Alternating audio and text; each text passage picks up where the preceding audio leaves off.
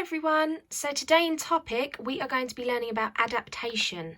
So I'm going to show you a video and it will explain what that is. Greetings, amateur.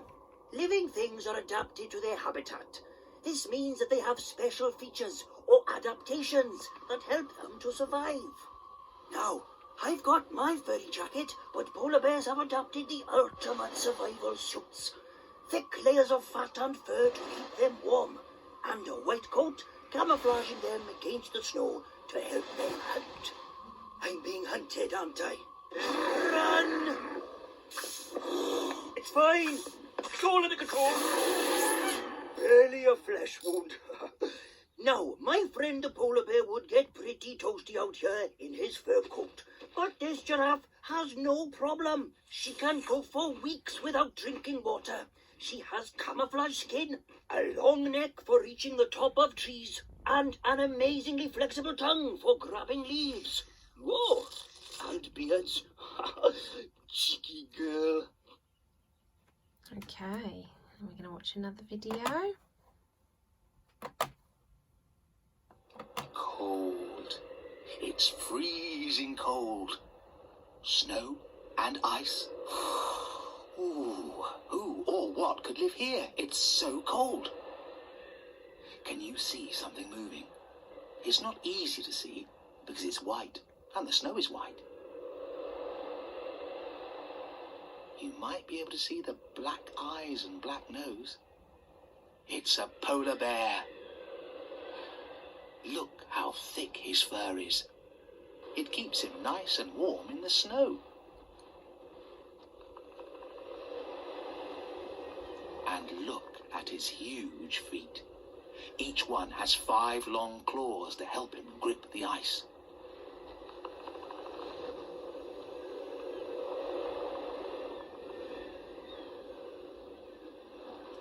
A polar bear's home is called a den. It's where the mother bear has her babies.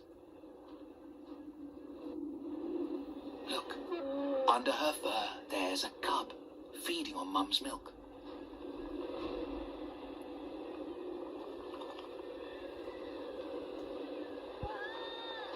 Can you hear the cubs bleating? They're calling for their mum.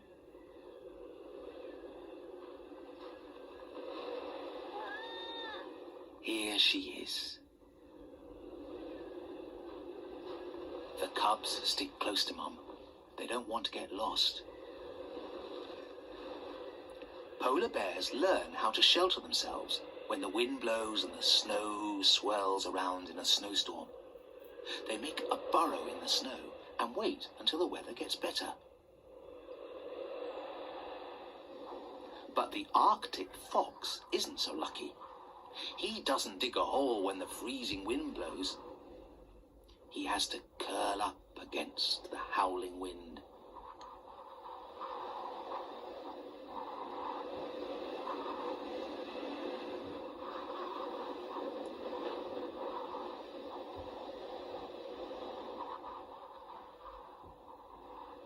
Once the wind stops blowing, the Arctic fox can get on its way.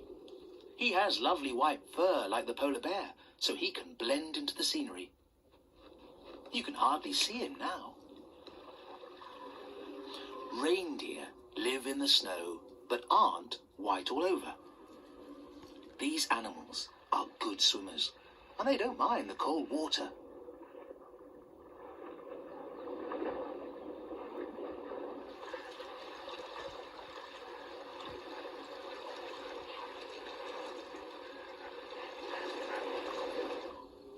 Reindeer are good walkers too.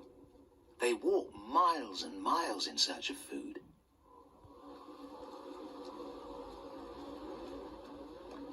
They walk across the snow in long lines, following each other and staying together. There are too many of them to count.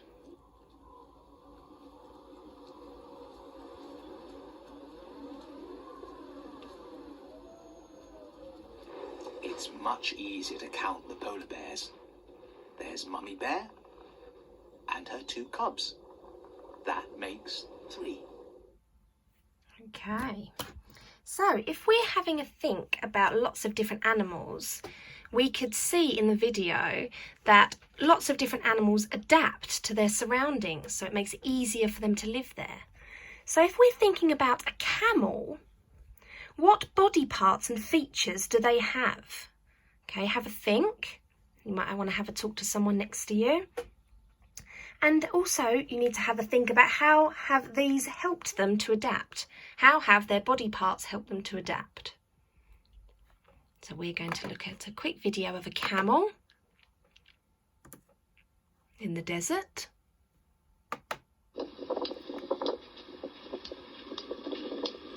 What can you notice about the camel? What body parts does it have? If you have a look, a camel has a hump on its back.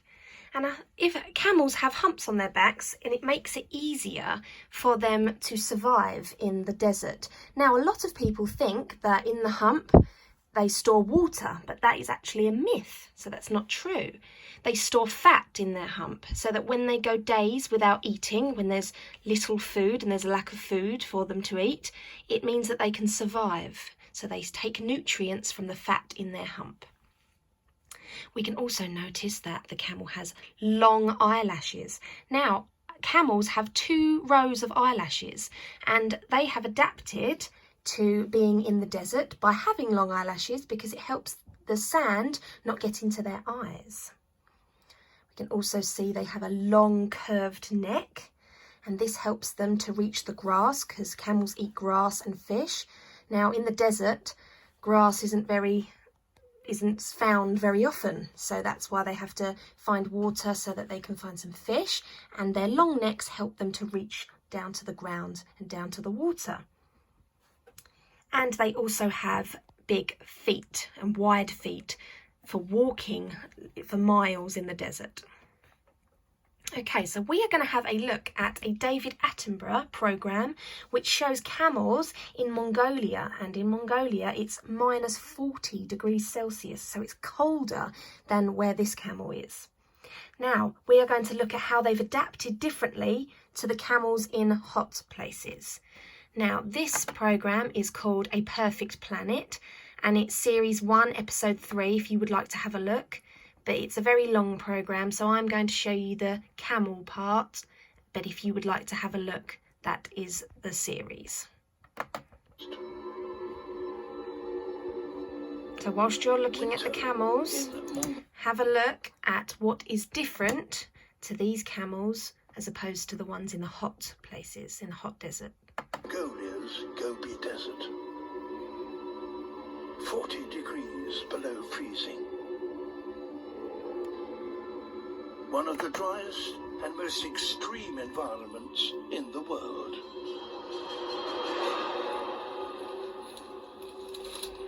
There they are. Most animals can't survive weather like this.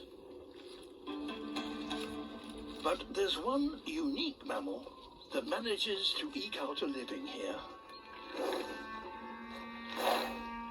The Gobi is home to the last 1,000 wild Bactrian camels on Earth, surviving at the very edge of what's possible.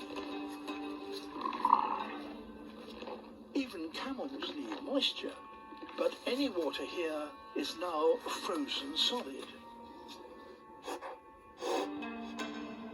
It's down to the bull to find a solution.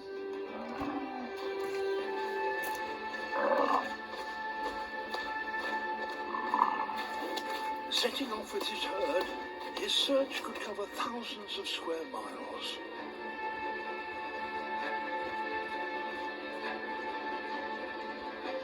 Driving them forward, he can keep going for days on end.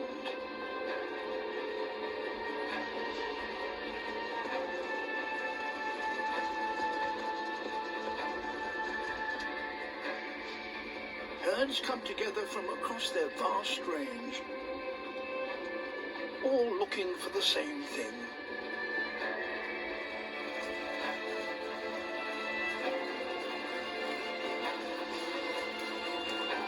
These long-distance specialists can smell moisture from 30 miles away, and they've picked up a scent.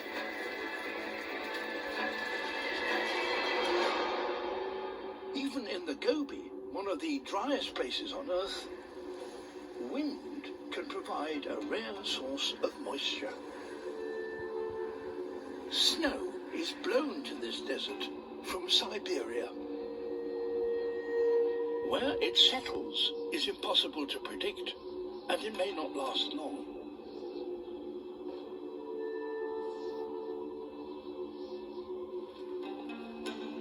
But for now, at least, this bull has found what he's been searching for.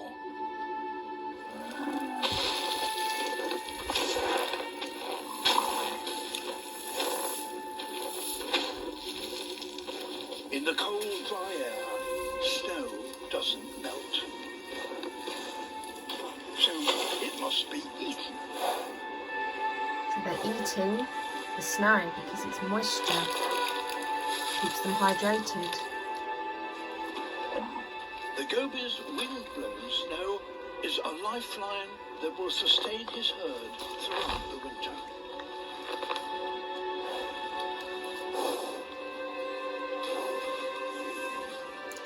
Okay, so I hope that you've spotted some differences about how these camels have adapted to their surroundings.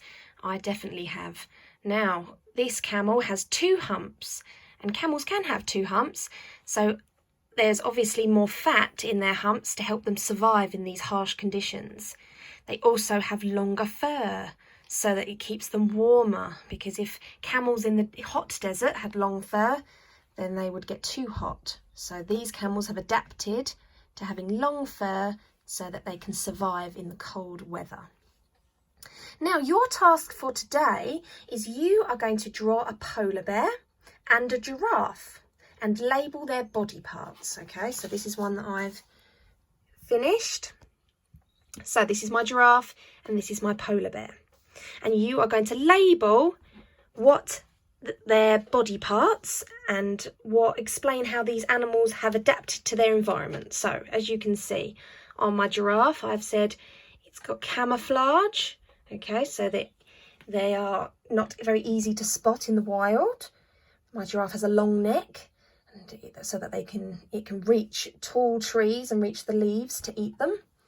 My giraffe also has long eyelashes for the same reason as camels do, so to keep the sand out of their eyes. And also I have my polar bear, and I've written that he has sharp claws so that he can catch fish and catch his food. And as we saw in the video before, the polar bear had the baby cubs, so that and they have sharp claws so they can catch food for the polar bear family. We also have camouflage again, but not the same as this. So the reason that a polar bear is camouflaged is because their fur is white, and in the snow they are white so that they aren't seen easily and they aren't caught by other predators. And they also have thick fur to keep them nice and warm in the cold weather. Okay, and once you've drawn and labelled your giraffe and polar bear, you are going to write underneath a small sentence on each side explaining how these animals have adapted to their environment. Okay, and you can use words from your arrows, from what you have written down about and labelled about your giraffe and polar bear. Okay, so that is your task for today: drawing a giraffe and a polar bear, labelling their physical characteristics that have helped them to adapt to their environment, and writing a small sentence underneath explaining how they have adapted. Okay, well done everyone, see you soon.